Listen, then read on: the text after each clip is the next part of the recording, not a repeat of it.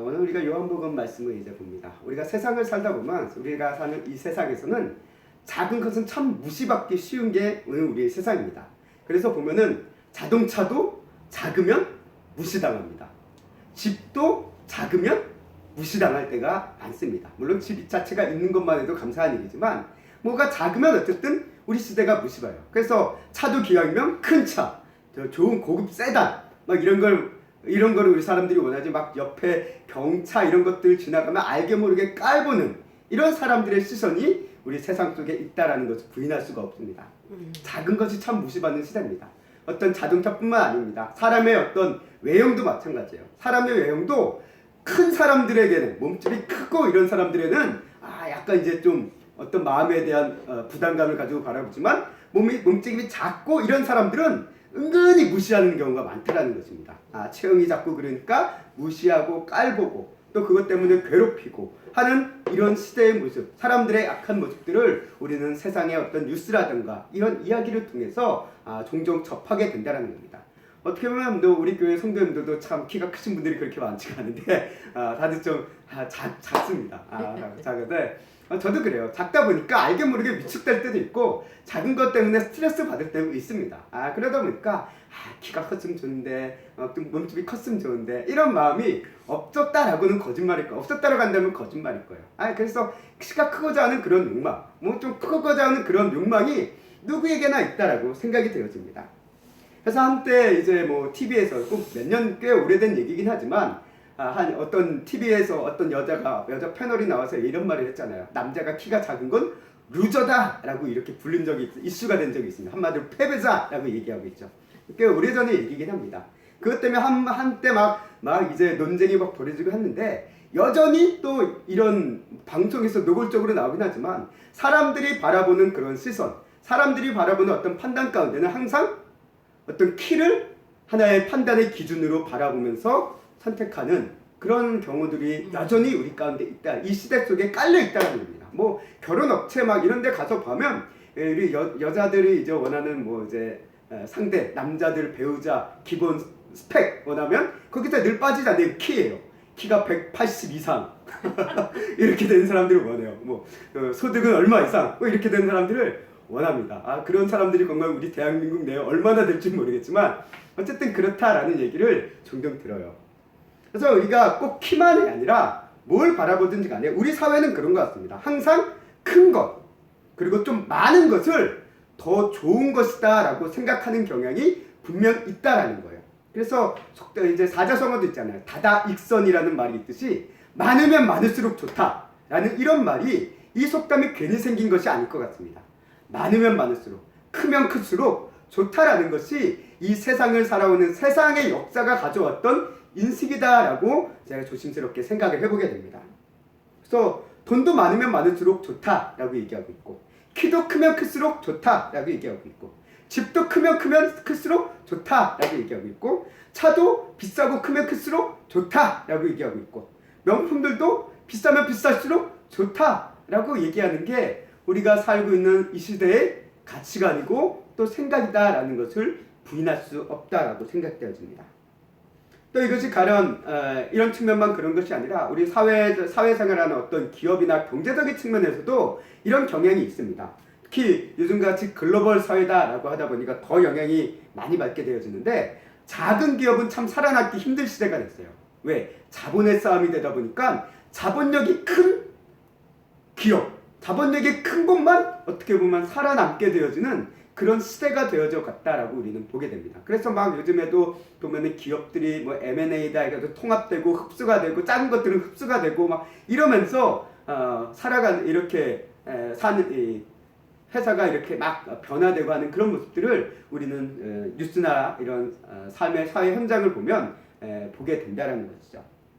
그 대표적인 예가 중국이 아닐까 싶습니다. 중국이 왜 세계 2위, 경제순위 2위다, GDP 2위다라고 떵떵거릴 수 있는 이유, 가장 큰 이유가 뭘까라고 생각해보면 다른 게 아니다라고 생각됩니다. 물론 중국 자체가 땅덩어리가 크고 또 그 땅이 큰 땅덩어리도 정말 알짜배기와 같은 땅덩어리만 또 많이 차지하고 있는 게 중국이에요. 그러다 보니까 그 안에 매장되는 천연 자원도 많고 막 하다 보니까 큰 소리 칠 만한 거리가 많죠. 그러나 이 시대 속에서 가장 중국이 큰 소리 칠 수 있는 가장 큰 이유가 뭐냐라고 했을 때 그거는 우리가 인구다라고 생각해 볼 수 있다는 거예요. 그래서 중국의 시장에서 기업들이 글로벌 기업들이 중국 시장에서 아무 소리 못하고 찍 죽는 이유가 뭡니까? 중국인들이 한번 시장을 뒤흔들면 자기네 매출이 완전 오르락내리락 하니까 아무 소리 못하는 거예요. 눈치 보는 거죠. 그러다 보니까 그 수많은 인구, 그것이 큰 인구가 영향이 크다라는 것을 우리가 보게 된다는 거죠.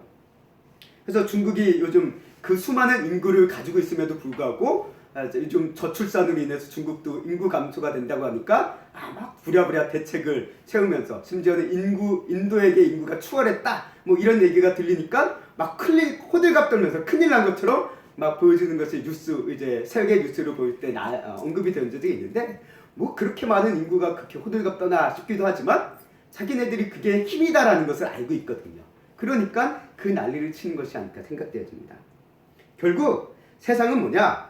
크고 많아야지 좋다라고 하는 게 이 세상이라는 거예요. 땅도 크고 많아야 됩니다. 인구도 크고 많아야 됩니다. 군사도 무기도 크고 많아야 됩니다.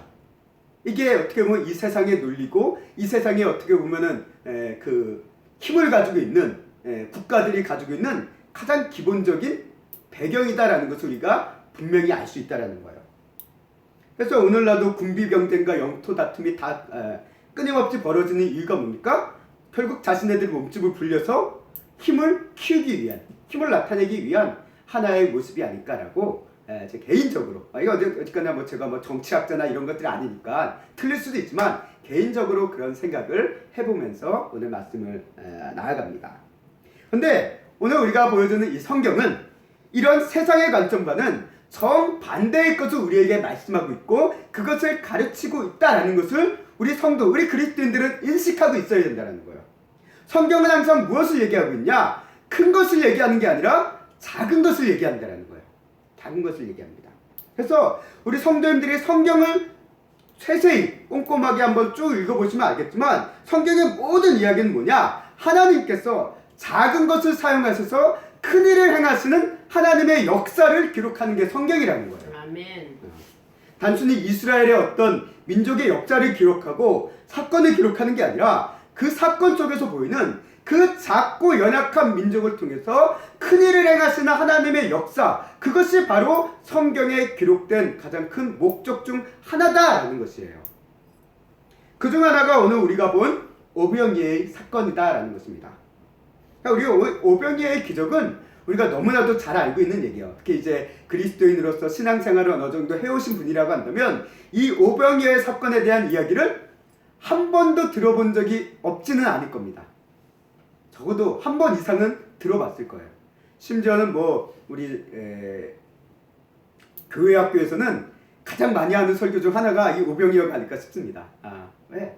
그만큼 재밌고 신비하고 또 이야기할 거리가 많으니까요. 이 오병이어 말 그대로 이제 한자식 표현인데 이게 무슨 말입니까? 5개의 떡.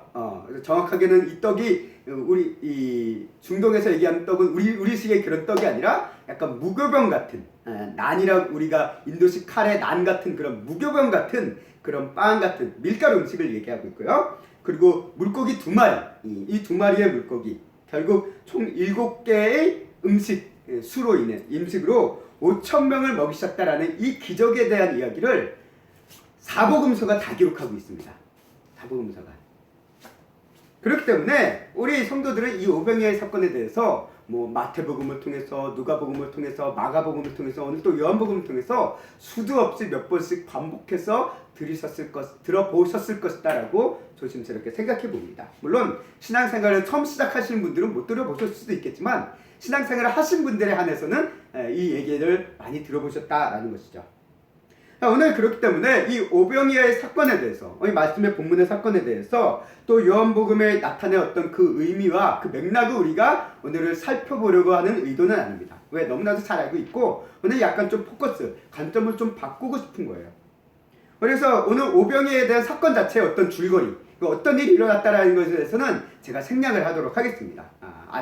성경만 읽어도 아실 수 있으니까요. 제가 오늘 말씀을 통해서 초점을 좀 맞추고 싶은 부분은 무엇이냐? 오병이어의 기적, 이라는 어떤 하나의 사건의 흐름, 그것을 이야기하는 것이 아니라 오병이어의 기적을 이루게 한 그 가장 근간이 되어지는 오병이어 그 자체, 다시 말해 떡 5개와 물고기 2마리 그 자체를 우리가 함께 포커스를 맞추려고 합니다. 자, 예수님께서 5,000명을 먹이셨던 이 음식, 떡과 물고기는 도대체 어디서 생긴 걸까요? 어디서 나타난 음식일까요? 자, 이 음식의 출처는 우리가 성경을 보시면 아시지만 요한복음에서만 기록이 되어 있습니다. 마태, 마가, 누가복음에는 이 음식을 누가 가져왔는지는 기록을 안 하고 있어요. 근데 요한복음에서만 이 부분이 세세하게 기록되어 있습니다. 근데 이게 누가 갖고 왔냐라고 보니까 한 아이가 가져온 거예요. 한 아이가 가져온 한 끼 끼니거리. 그러니까 지금으로 얘기하면 일종의 도시락이죠. 도시락을 가져온 것이다라고 우리는 생각해 볼 수 있습니다.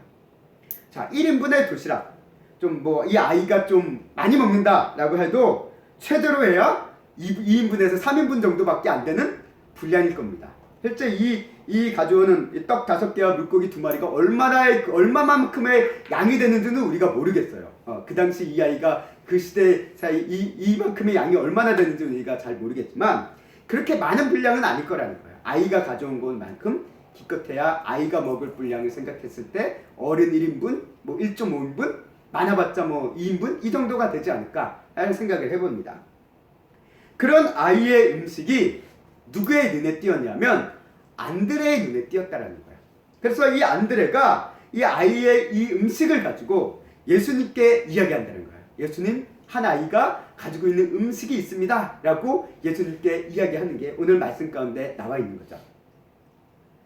이 장면을 보면서 한번 상상해 봤습니다. 왜 안드레가 아이의 음식을 예수님께 얘기했을까? 진짜 이 5,000명의 사람들 가운데 음식이 있었던 사람이 한 사람도 없었을까? 그건 아닐 거라고 생각되어집니다. 누군가가 숨겨놓은 음식이 있을 거예요. 누군가가 가지고 나름대로 꼼쳐둔 음식이 있을 겁니다. 있었을 수도 있을 것 같아요. 실제 진짜 아무도 없었을 수도 있겠지만 그래도 나름대로 요거리로 요즘 우리가 밥은 없다 하더라도 우리 사람들 형제들도 막 길을 가다가 밥은 없다 하더라도 가끔가다 주머니나 가방에 좀 이렇게 넣는 사탕이나 초콜릿 쪼가리라든가 이런 건 있을 수 있잖아요.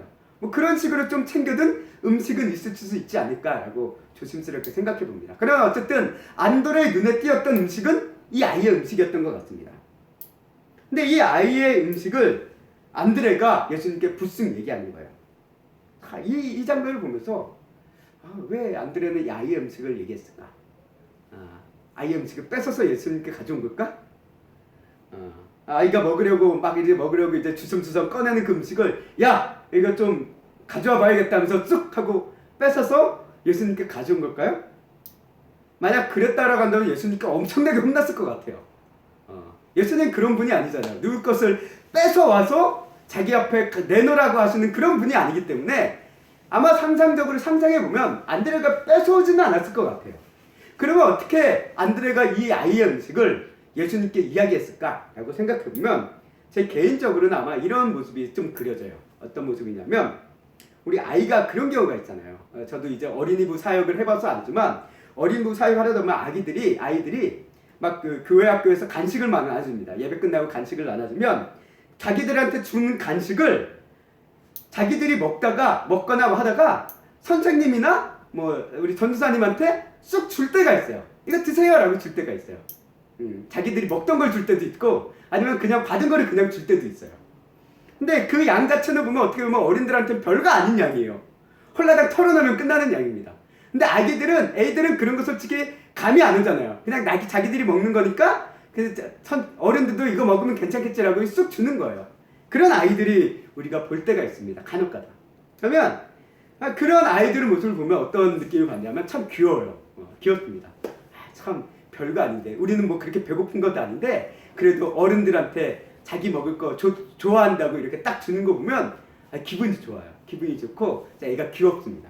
아마 이 아이가 가져온 음식도 약간 이런 모습으로 가져온 게 아닐까 생각이 돼요. 이 어린이가 얼마나 한 아이일지 모르지만 이 아이가 생각해보다가 주변에 아무 어른들이 밥도 못 먹고 있고 막 이런 우릉들을 하고 하다 보니까 이 아이가 또 이 성경 가운데 나오는 예수님께서 아이에 대해서 참 많이 얘기하잖아요. 이 아이와 같은 아니면 천국에 들어갈 사람이 없다라고 얘기하처럼 아마 이 아이도 그렇게 순진했을 것 같아요. 순진해서 예수님이라고 한다면 이 음식 가운데 뭔가 할 수 있겠지 않을까라고 이 아이는 믿고 예수님께 가져오지 않았나라는 그런 생각을 해봅니다. 또는 그게 아니라 하더라도 어쨌든 어른들이 좀 뭔가 좀 곤란한 것 같으니까 이거라도 드세요 라고 쭉 가져온 것이 아닐까라고 나름대로 한번 상상을 해봤어요. 어떤 모습으로 이 음식이 예수님 앞에 왔는지는 알 수 없지만 그래도 좋은 모습, 가장 아름다운 모습으로 오지 않았을까라고 한번 상상을 해봤습니다. 여하튼 이 아이의 작은 음식이 예수님께 드려진 거예요. 이거를 보면서 사람들이 이 모습을 보며 어떤 사람들은 비웃을 겁니다.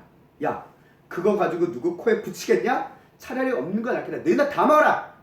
라고 비아냥거리고 좀 삐딱한 눈으로 보는 사람들이 많을 거예요. 많을 겁니다. 이 시대를 보면 그래요. 아이가 가져온 이런 것들을 귀엽게 바라보는 사람도 있지만 막 그거를 봐주면서 애한테 꾸짖고 야! 이게 뭐야? 라고 하면서 막 꾸짖 듣고 그렇게 반응하는 사람들도 있을 거라고 봅니다. 오히려 더 많을 것 같아요. 하지만 성경은 뭘 얘기하고 있냐? 이렇게 작은 것을 통해 큰일을 행하시는 하나님의 일하심이 어떻게 일어나고 있는지를 오베니아 사건을 통해서 우리에게 보여준다는 거예요. 상식적으로 봤을 때 아이의 1인분의 음식은 아이의 1인분에 불과해요. 이거는 아무리 가져와서 누구한테 먹인다 하더라도 아이가 먹으려고 이 1인분을 어른이 먹는다고 해서 배부른 게 아니에요. 어린에겐 부족해요. 모자라요. 한마디로 얘기해요. 이 작은 것으로는 할 수 있는 게 없다라는 거예요. 할 수 있는 게 그다지 많지 않다라는 거예요. 그래서 안드레조차도 아이의 음식에 대해서 언급했던 이 안드레조차도 부정적으로 반응하고 있는 것을 우리가 보게 됩니다. 이 안드레의 반응은 어떻게 보면 이상한 게 아니에요. 지극히 상식적인 겁니다. 그래서 요한복음 6장 9절 하반부 말씀에 보면 이와 같이 얘기합니다. 오늘 개혁 개정과 새 번역으로 된 부분으로 보겠는데 함께 읽어보도록 하겠습니다. 시작. 그것이 이 많은 사람에게 얼마나 되겠사옵나이까. 새 번역이 아래입니다. 읽겠습니다. 이렇게 많은 사람에게 그것이 무슨 소용이 있겠습니까? 아멘. 안드레가 얘기합니다. 자기가 얘기를 꺼내놓고도 그의 마음속에 있는 것은 도대체 이 작은 게 도대체 무슨 의미가 있겠냐는 거예요. 이 작은 거 갖고 뭘 해볼 수 있겠냐라는 거예요. 안 된다라는 겁니다. 안 된다라는 거. 작은 것으로 할 수 있는 건 보잘것없고 작은 것밖에 안 된다라는 거예요. 이런 반응은 어떻게 보면 상식적이고 당연한 반응이다라고, 자연스러운 인간적인 반응이다라고 우리는 이야기할 수 있습니다. 그러나 성경은 이런 인간의 상식을 뛰어넘는 하나님의 역사하심을 항상 말하고 있다는 거예요. 우리가 알아야 될 건 기독교 신앙은 상식을 따르는 게 아니라 믿음을 따르는 것입니다. 아멘. 그리고 그 믿음은 무엇이냐? 작은 것을 크게 사용하시는 하나님을 바라보는 그 믿음이라는 거예요. 아멘. 우리의 믿음이 여기 있다는 것입니다. 우리가 창세기부터 쭉 살펴보면 하나님께서 아브라함을 택하십니다. 그리고 그를 통해 큰 민족을 이루겠다고 약속하시면서 그를 부르셨습니다. 근데 생각해보세요. 하나님께서 그 아브라함을 택하셨을 때 아브라함이 이미 큰 민족이었기 때문에 택하셨을까요? 큰 나라를 이루고 있기 때문에 택하셨을까요? 아닙니다. 아브라함의 상황을 봤을 때 오히려 아브라함은 어떤 상황이었습니까? 아내인 사라가 임신을 하지 못해서 가문의 대가 끊길 지경에 있는 상황이에요. 한마디로 말해 우리 가문이 앞으로 나아갈 미래가 있을까를 걱정하고 있는 상황 속에 있는 게 아브라함의 가정이었다는 거예요. 큰 민족이 아니라 대가 끊어지지 않으면 다행인 가정이 아브라함이었다는 겁니다. 그런데 하나님께서 이렇게 작은 한 일가를 통해서 마치 끊어질 것 같은 그 한 가정을 통해서 무엇을 이루셨습니까? 이스라엘이라는 한 민족을 이루게 하셨다라는 그 약속을 성취하셨음을 성경은 우리에게 보여주겠다는 거예요. 작은 것을 크게 사용하셨다는 겁니다. 이게 아브라함의 이야기만 그럴까요? 아니요. 왕정 시대 때 엘리야를 통해서도 마찬가지입니다. 엘리야 시대 3년 기근이 왔습니다. 3년 가뭄이 왔습니다. 그때 엘리야도 그 가뭄의 환경에 처했기 때문에 그도 기근 속에 곤란을 겪고 있었습니다. 그런 그를 공개한 사람이 있었는데 누굽니까? 사르밧 과부입니다. 사르밧 지역에 한 살도 있던 과부의 가정이 엘리사를 먹여 살립니다. 근데 그 엘리사를 먹여 살린 그 과부가 어떤 과부였습니까? 부자였을까요? 돈이 많았을까요? 어떤 큰 집을 갖고 큰 경제적인 활동을 하고 큰 영향력을 미쳤던 그런 과부였을까요? 아니요. 당장 내일 먹을 게 없어서 먹고 죽으려고 했던 과부였습니다. 그래서 엘리야를 만나기 직접 우리가 이거 먹고 죽어야겠다라고 이야기하고 있던 그 과부, 밀가루 한 움큼하고 기름 한 조금밖에 안 남은 그 과부를 통해서 하나님께서는 엘리야와 그 과부의 가정을 3년이라는 가뭄의 시기 동안 먹여 살리셨다라는 거예요. 작은 것을 크게 사용하신 거예요. 끊어질 것 같은 그 밀가루통, 그 기름병을 가지고 3년 내내 먹이는 큰일을 행하셨다는 겁니다. 그리고 오늘 신약성경에 넘어와서 오병이어도 마찬가지라는 거예요. 무떡 5개와 물고기 2마리, 이 음식으로 5,000명을 먹고도 12광주리가 남았다라는 이 사건, 뭘 얘기합니까? 아이의 이 작은 음식을 가지고 성인 5,000명을 먹였다는 작은 것을 크게 사용하시는 하나님의 역사하심이 오늘 이 오병이어를 통해서도 기록하고 있다는 거예요. 그리고 성경을 전체 곳곳을 보면 이처럼 하나님께서 작은 것을 크게 사용하시는 하나님의 역사를 성경은 우리에게 끊임없이 보여주고 있다는 것입니다. 우리는 어떻습니까? 세상을 살아가면서 항상 내가 가지고 있는 작은 것, 적은 것을 보며 한탄하고 안타까워하고 때론 이것 때문에 원망할 때도 우리는 참 많습니다. 왜 우리를 이렇게 작게 했어요? 왜 우리를 이렇게 적게 주셨어요? 라고 한탄하고 원망해요. 실제 그 작은 것 때문에 세상 속에서 우리가 힘들어하고 어렵고 어떤 일을 해나가기 힘들 때가 많기 때문에 그런 한탄을 하는 것도 분명합니다. 그래서 그런 말도 있잖아요. 계란으로 바위치기라는 말이 있죠. 계란으로 바위치면 계란이 깨지지. 할 수 있는 게 없다라는 거야. 작은 건 여전히 작고 무력하다라는 겁니다. 세상에서는 작고 보잘것없는 건 그냥 그대로 끝나요. 그러나 성경은 하나님께서 이 가장 작고 적은 것을 사용하실 때 크고 놀라운 일이 일어난다라는 것을 성경은 우리에게 말씀하고 계신다라는 거예요. 왜? 작은 것에는 인간의 힘과 애씀이 끼어들 여지가 없기 때문에 그래요. 특히 성경에서 말하는 작은 것은 뭘 얘기하냐? 그야말로 뭔가를 시도해볼 여지도 없고 힘도 없는 무력하고 미약한 상태를 의미한다라고도 우리가 이해해 볼 수 있다는 거예요. 실제 우리가 어떻습니까? 우리 성도님들의 세상 속에 있다 보면 우리 자신을 돌아볼 때마다 때로는 내가 참 작고 참 부족하고 참 모자라고 그럴 때를 느낄 때가 아마 수도 없이 있을 거라고 생각됩니다. 그럴 때마다 우리 마음은 어때요? 우울해요. 세상 살기 쉽습니다. 왜 이렇게 하나님께서 태어나게 하시고 살게 하셔가지고 이 모양 이 꼴이 되게 하셨나? 아무것도 할 수 없는 이런 상황 가운데 우리를 몰아넣고 도대체 왜 여기에 우리 놔두신 걸까? 라는 그런 마음이 우리 안에 스며들 때가 있다는 겁니다. 그런데 성경은 우리에게 소망이 있음을 강조한다는 거예요. 왜? 이런 말씀을 합니다. 이사야서 60장 22절 말씀 우리 함께 읽어보도록 하겠습니다. 시작.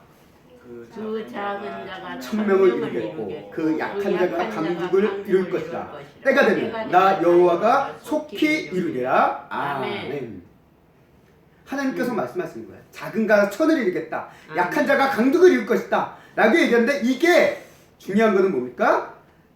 내가 힘써서 이루는 게 아니라 뭐가 때가 되면 나 여호와가 속히 이룰 것이다 라고 얘기해요. 하나님께서 하신다라는 거예요. 아멘. 작은 것을 크게 사용하시는 하나님의 역사가 때가 되면 반드시 이루어질 것이다라는 그 약속이 오늘 우리 가운데 소망으로 다가온다라는 겁니다. 이 소망의 약속이 성경 가운데 담겨져 있다라는 거예요. 하나님은 이렇게 작은 것을 크게 사용하시는 위대하고 전능하신 하나님이심을 성경은 끊임없이 우리에게 말씀하고 있고 인식시켜주고 있고 또 그것을 바라보게 하고 있음을 성경은 우리에게 언급하고 있습니다. 생각해보세요. 큰 거를 크게 쓰는 거는 할 수 있습니다. 솔직히 큰 거를 제대로 크게 쓰는 거는 또 아무나 못해요. 솔직히 얘기하면. 그래서 우리가 복권 당첨돼가지고 그 갑작스럽게 생겨난 그 무로 인해서 가정이 망하는 인생이 망가지는 그런 사람들의 얘기를 종종 듣잖아요. 왜? 감당할 수 없는 부가 갑자기 오니까 어찌할 줄 모르는 거예요. 그래서 큰 거를 크게 쓰는 거는 할 수 있어요. 제대로 쓰는 거는 또 그 중에 좀 수가 걸리겠지만, 자, 또 큰 거를 작게 쓰는 것도 할 수 있습니다. 그렇잖아요. 많은 것 중에서 조금만 쓰는 거는 뭐 문제될 거 없어요. 누구나 할 수 있습니다. 작은 것을 작게 쓰는 것, 이건 어떻게 보면 당연한 거예요. 이거 어려운 거지만 당연한 겁니다. 문제는 뭡니까? 문제는 우리가 작은 것을 크게 쓰려고 하는 것은 불가능하다는 거예요. 우리 인간으로서는 작은 것을 크게 쓰는 것은 불가능합니다. 근데 우리가 사는 이 세상은 어때요? 요즘 우리 시대를 보면 작은 것을 크게 쓰려고 그래요. 그래서 작은 것을 크게 쓰려고 하는데 내가 가진 건 작아요. 근데 크게 쓰려고 하니까 뭐가 필요합니까? 빛이 필요해요. 내 힘으로 안 되니까 뭔가를 끌어와야 돼요. 그게 뭐냐? 대출이에요. 빚입니다. 그래서 우리 사회 소비 문화 풍조 속에 많은 사람들이 본인들이 가지고 있는 어떤 경제적인 상황, 이런 수입은 작아요. 물론 아주 작다라고 했었죠. 어쨌든 한계가 있습니다. 근데 그거보다 더 크게 쓰려고 해요. 그러고 보니까 이걸 하려면 뭘 해야 돼요? 은행 대출을 받아봐야 되고, 사채를 끌어와야 되고, 누군가 친구에게 빚을 져야 되고. 근데 우리 사회가 이거를 미덕으로 생각해요. 왜? 빚도 능력이다, 대출도 능력이다 라고 이 시대가 얘기합니다. 그게 뭐 소비문화, 자본주의 사회에서는 그렇게 얘기할 수 있어요. 근데 문제는 뭡니까? SNS나 이런 데 보면 20대, 20, 30대가 이제 막 초년의 사회생활을 시작하는 그런 사람들이 억대의 슈퍼카를 막 자랑해요. 하면서 얘기합니다. 흔히 얘기한 카프리오라고 얘기했죠. 그렇게 차를 한번 사고 저질러 놓고 모든 자신의 수익을 대출 그 차에 할부금을 갚는데 다 쏟아붓는 거예요. 몇 백만 원, 몇 천만 원의 명품을 월급을 모아서 다 때려 붓습니다. 하기 위해. 그리고 1박에 몇십 몇백 하는 호캉스를 사람들이 합니다. 그리고 한 끼에 몇십만 원 하는 오마카세라는 뭐 주방장이 이제 일종의 이렇게 하는 추천 요리 같이 해주는 그런 고급 요리집, 그거를 들락날락합니다. 그리고 수백만 원이 드는 해외 여행도 여러 차례 가요. 뭐 능력이 되는 사람이 가는 건 뭐 상관없어요. 문제는 뭡니까? 능력이 안 되는 거예요. 작은데 사람들 주변이 그렇게 하니까 나도 해야 될 것 같다는 그런 풍조에 휩쓸려서 작은 것을 크게 쓰려고 하니까 나중에는 본인 사는 인생이 힘들어지는 거예요. 허덕일 수밖에 없다는 겁니다. 빛에 짓누를 수밖에 없다는 거예요. 그러다 보면 나중에는 문제가 생기는 거죠. 뭐 인생을 끈다는, 인생을 못 견뎌서 끊는다거나, 또는 뭐 이 빚 때문에 범죄를 저지르는, 뭐 여러 가지 망가진 인생으로 가게 된다는 거죠. 성경은 이것이 미덕이 아니라 올무라고 얘기하고 있어요. 세상에서는 이게 미덕이고 능력이다라고 얘기했지만 아니요. 성경은 분명히 얘기합니다. 이건 미덕이 아니에요. 이거는 올무입니다. 왜? 인간은 능력대로 살 수밖에 없어요. 작은 것은 작게 쓸 수밖에 없고, 크게 가지고 있는 사람은 크게 쓸 수도 있고 작게 쓸 수도 있습니다. 그러나 작은 것을 크게 쓰는 것은 우리 인간으로서는 할 수가 없다는 거예요.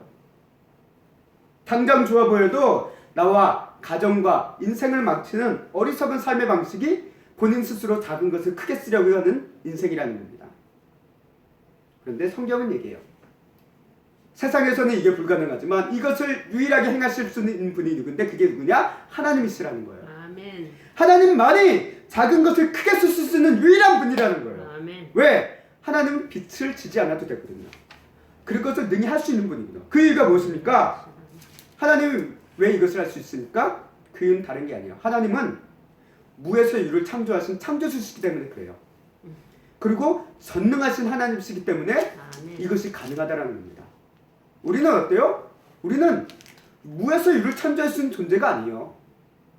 유에서 무로 가는 존재일 뿐이지, 있는 것도 잃어버리는 존재고, 우리는 전능하지도 않고 무능한 존재지.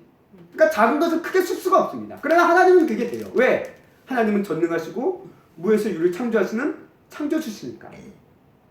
만약 하나님이 누군가에게 빛을 줘야 된다, 그러면 그런 하나님은 전능하지 않은 거예요. 그런 하나님은 유일한 창조주가 될 수 없습니다. 그러나 왜? 빛을 준다는 것은 누군가를 의존한다는 것이고 하나님보다 더 큰 어떤 존재가 있다는 것, 의미가 되기 때문에 그래요. 그러나 성경은 얘기합니다. 하나님은 유일하시다. 하나님은 전능하시다. 하나님은 창조주다. 라는 사실을 끊임없이 반복하는 이유가 뭡니까? 하나님 위에 계신 분은 없다라는 거예요. 하나님은 능히 하실 수 있는 분이다라는 것을 강조하는 유일한 메시지라는 겁니다. 이렇게 성경은 이처럼 작은 것을 크게 사용하시는 하나님의 능력과 은혜의 역사를 끊임없이 성경의 모든 이야기를 통해서 반복적으로 보여주고 있다는 거예요. 우리 성도님들이 성경을 창세기부터 요한계시록까지 올 2개월 동안 일독을 하실 분들은 읽어보셨으면 알겠지만 매 순간순간마다 하나님께서 역사하시는 그 순간은 어떻습니까? 작은 그 백성들, 작고 초라한 그들의 힘으로 어쩔 수 없는 그런 백성들을 구원하시는 하나님의 역사, 작은 것을 크게 사용하시는 하나님의 역사를 끊임없이 기록하고 있다는 것을 우리는 보게 될 것입니다. 하나님께서 아브라함의 자손을 택하신 이유는 뭡니까? 그들이 가장 작기 때문이다 라고 얘기하고 있어요. 가장 작기 때문에 하나님께서 가장 크게 사용하실 수 있는 거예요. 신명기 7장 7절 말씀이 그래서 이렇게 얘기합니다. 신명기 7장 7절 말씀, 또 말씀이 빠져버렸네요. 우리 신명기 7장 7절 말씀 잠깐 성경을 찾아보도록 하겠습니다. 신명기 7장 7절 말씀입니다.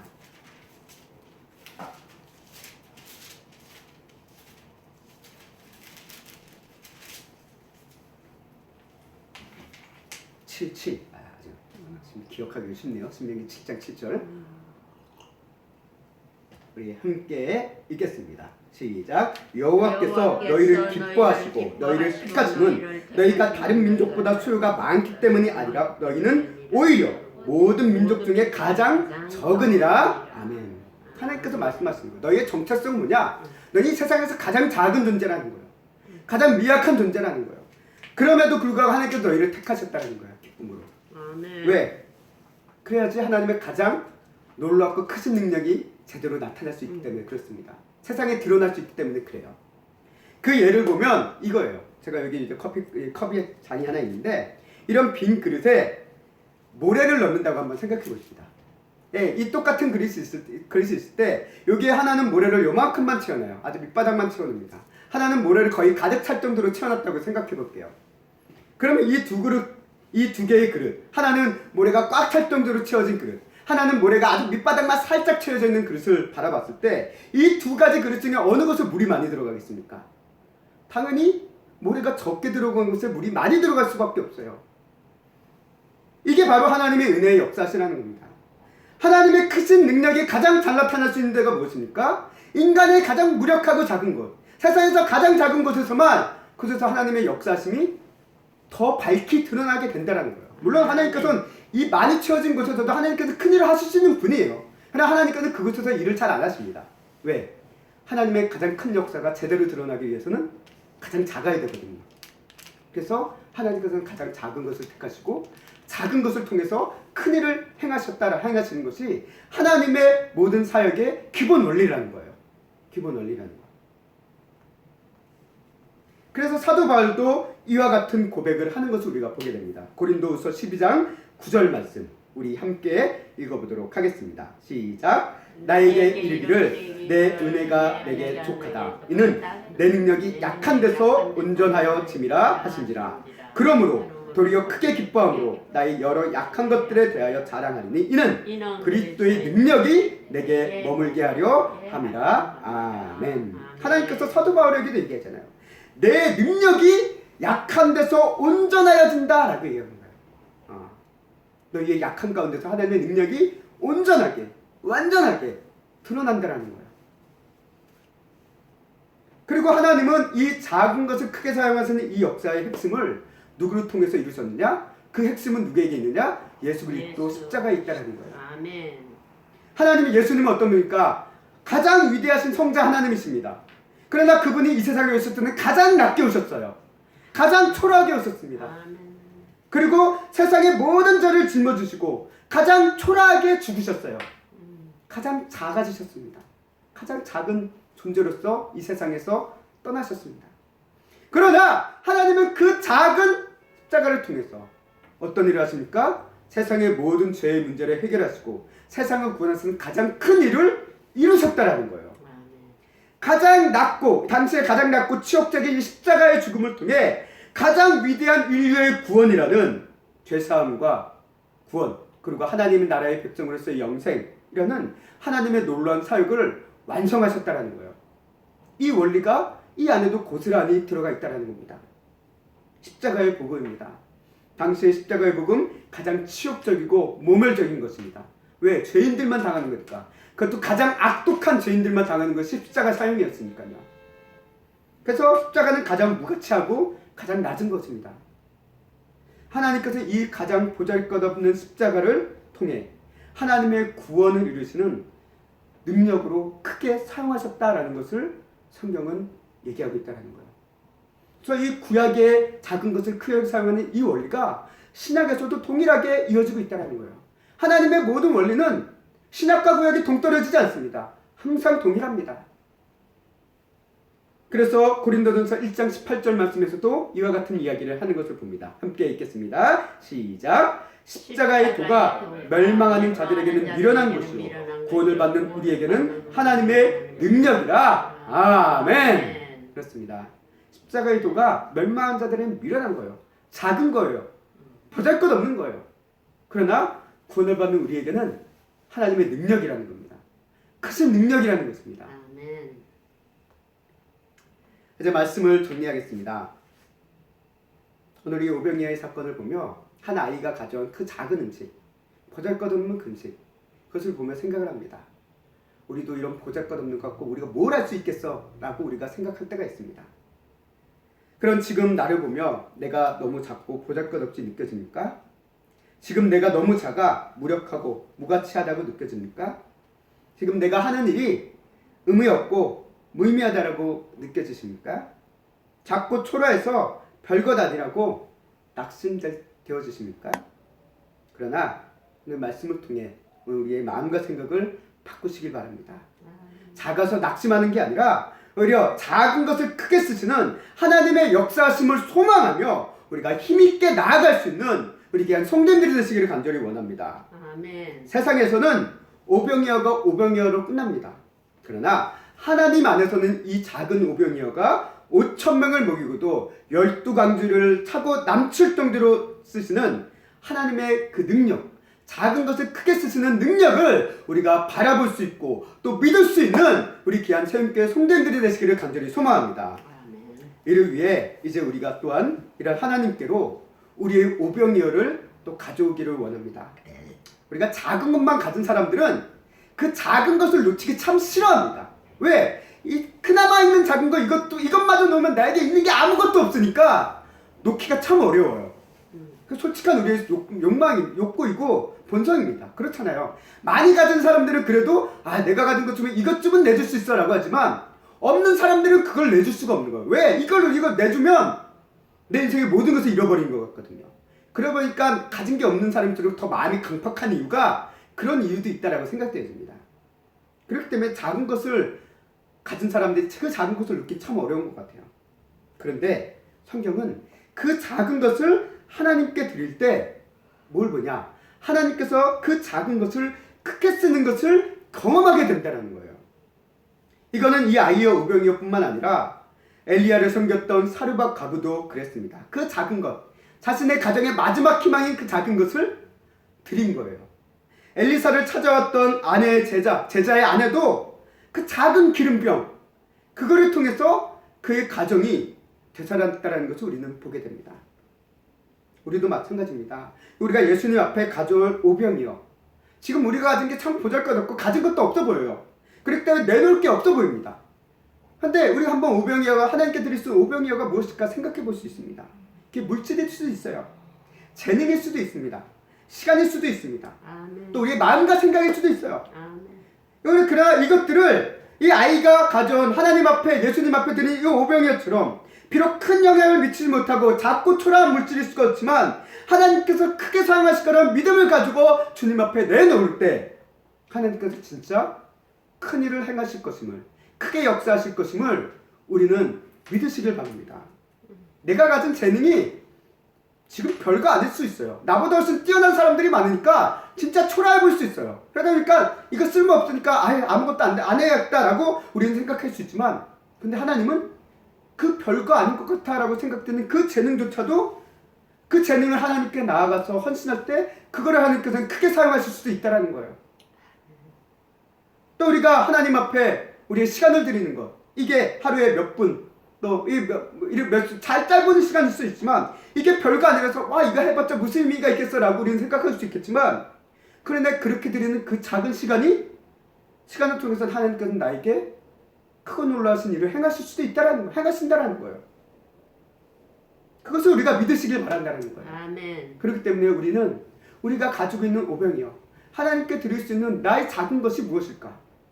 하나님께서는 거창한 걸 요구하시지 않습니다.